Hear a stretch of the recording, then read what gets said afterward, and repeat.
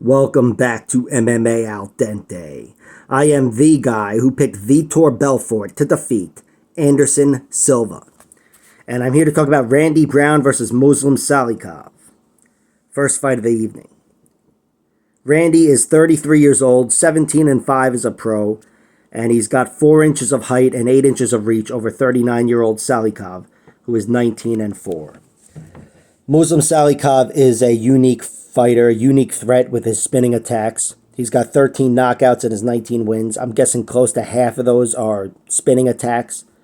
And we've seen it in the UFC, him getting his last win, I believe, over Andre Fialho, deep into the fight as well. But here he is a guy that I do say in general is slowing down. He is almost 40, and he suffered a knockout loss, his only knockout loss, within the last 2 years, I want to say, or close to that, to Li Jingliang. And there's no shame in getting knocked out by Li Jingliang. He's one of the best welterweight knockout threats. But still, it happened, and it was when he's close to 40. So it's a major strike against Muslim Salikhov. He also lost his only decision in his most recent fight to Nicholas Dalby. Dalby is a real hustler, so there's not too much shame there. But again, just some recent setbacks for a guy pushing 40. And on the ground, Muslim Salikhov has always been vulnerable. He was submitted, I believe, in his debut to Alex Garcia and really dominated on the ground.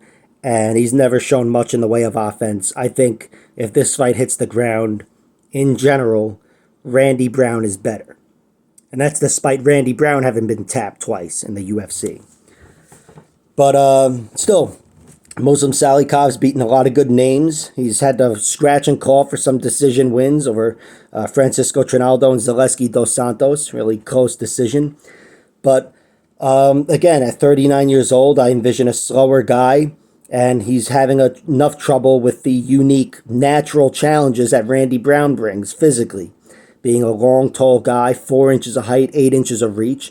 I think Randy Brown naturally takes away some of those unique threats that Salikhov brings to the table. And Randy Brown, he's a well-versed fighter. Again, I expect him to be better on the ground than Muslim Salikhov. But he is really good on the outside.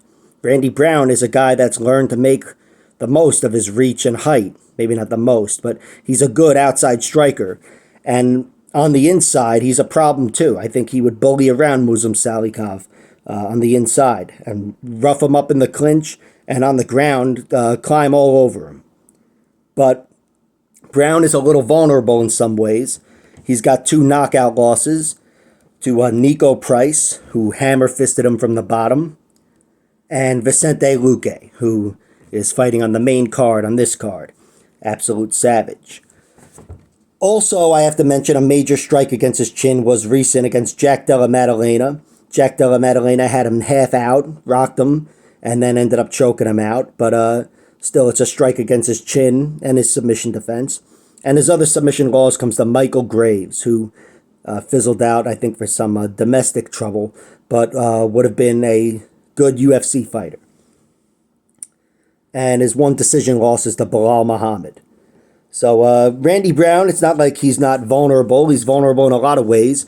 But I like what I've seen from him fighting as an outside striker at welterweight against dangerous guys. Chaos Williams, Francisco Trinaldo, Wellington Turman.